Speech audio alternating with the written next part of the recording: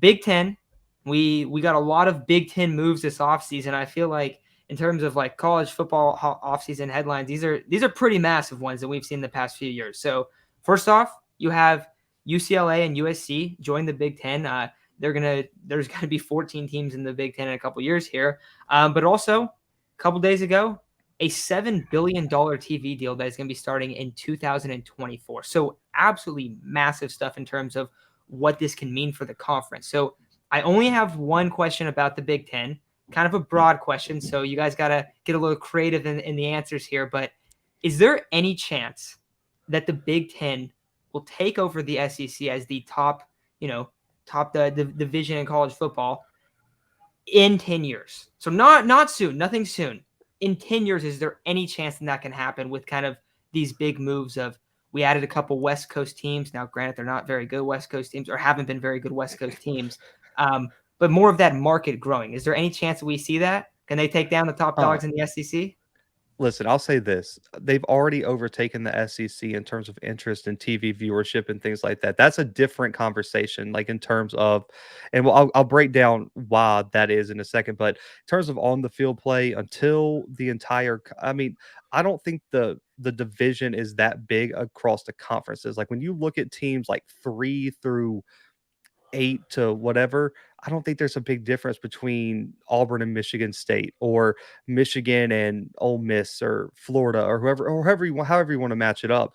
And I think when you look at the domination of Alabama and Georgia, what the SEC has been helped by in terms of perception is the years Alabama doesn't win, somebody emerges in like some miraculous manner. When before the Alabama dynasty started, you had Tim Tebow and Chris Leak leading Florida, and Urban Meyer was out there coaching his what off, and that team was really good. You had Nick Saban at LSU winning national championships before he wound up at Alabama. You had multiple different teams, and then the Bama dynasty starts. In 2010, Bama loses 3 games. People forget that, but guess what? Auburn found Cam Newton behind at a JUCO in Kansas in Texas with like four people in that city, and he comes in and does what he does. And then 2019, Bama's okay.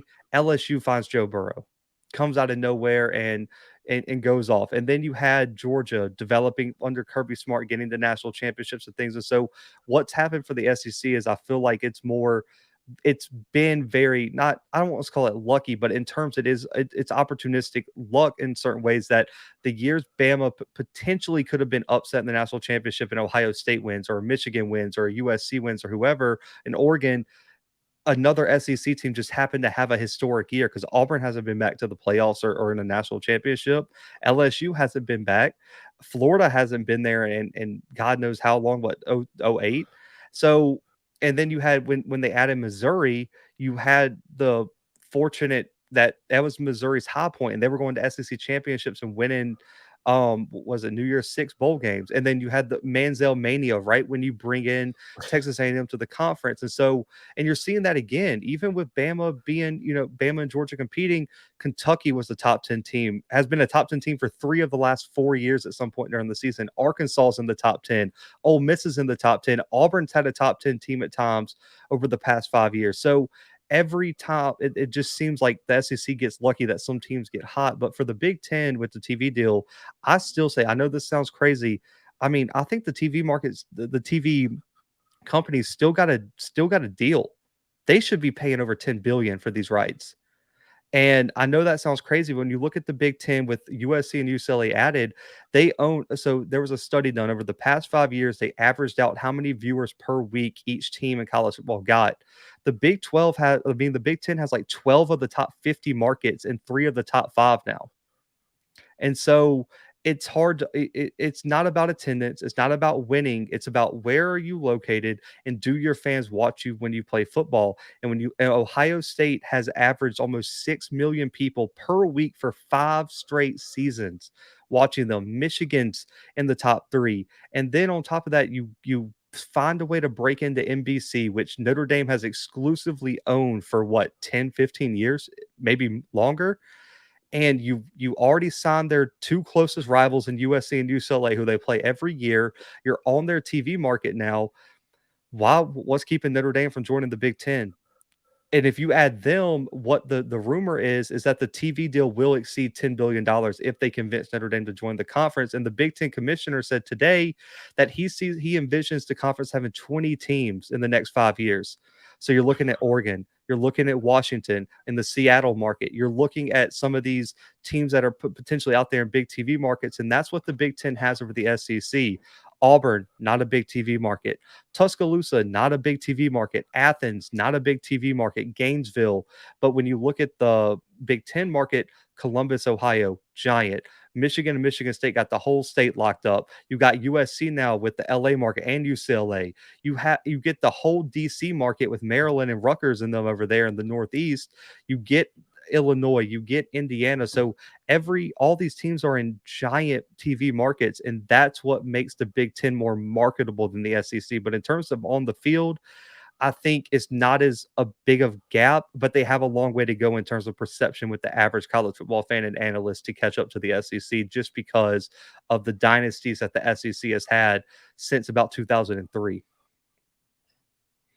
I concur. I mean, no, yeah, you said a lot there, and a lot of it's true. I mean, you talk about like just the loyalty of the Big Ten fan bases. You go to Iowa, Wisconsin, like they pack those houses. Penn State. So it doesn't surprise me that they were able to land that deal.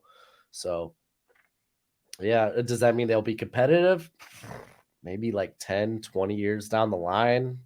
They're going to be getting significant money off those deals. I think it averages out to like 70 or 90 million per year per each school. So whatever that does for you, if that means you're able to talk to your boosters and get to recruiting better or get in better facilities, I don't know. We'll see. As of right now, though, yeah, that's we live in an SEC world.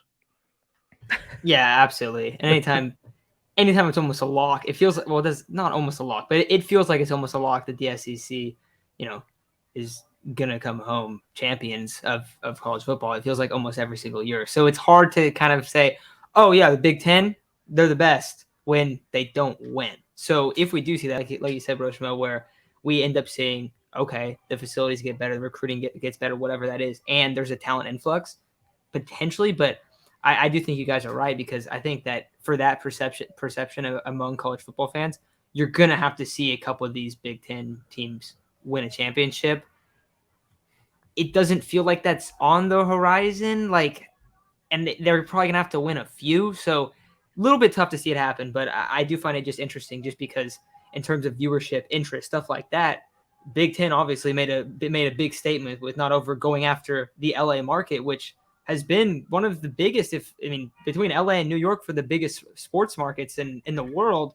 And you already have all that interest. You have the Ohio State, Michigan rivalry, right? Like you have a lot of stuff that brings a lot of eyeballs onto the TV. So it would be interesting to see. And the stuff you brought up about Notre Dame, Zach, that's extremely interesting, because all of a sudden you got another team that a lot of people watch, that are a lot of people are fans of Notre Dame, even if they didn't go to the school, which is something that I think is kind of hard to get that interest. But Fighting Irish have been a very, very famous team for quite some time.